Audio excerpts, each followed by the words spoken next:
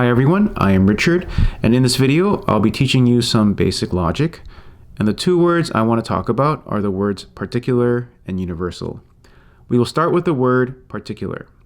Another word for particular is individual. Let me give you a definition of the word.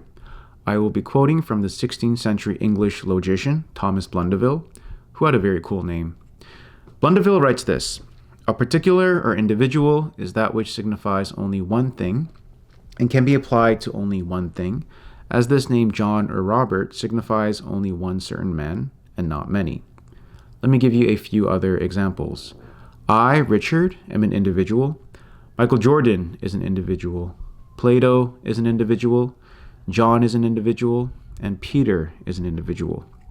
Richard, Michael, Plato, John, and Peter all point to individual men.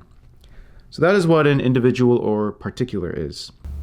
Now let's talk about universals. I will start with a definition.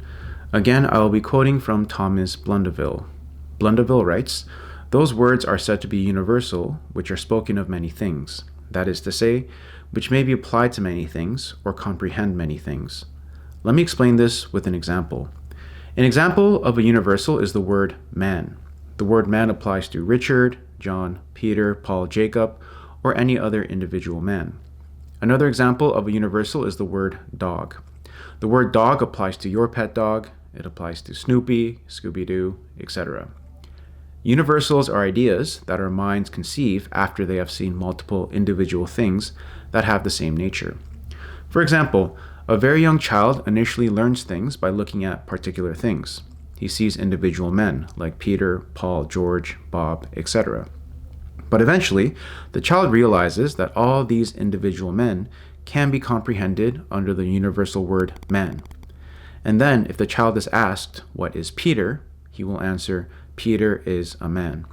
He will use the universal word to define Peter. This is a fundamental distinction in logic, and knowing this distinction will help you better understand how human language works. I'll end my video here. I hope you found it helpful, and I will talk to you next time.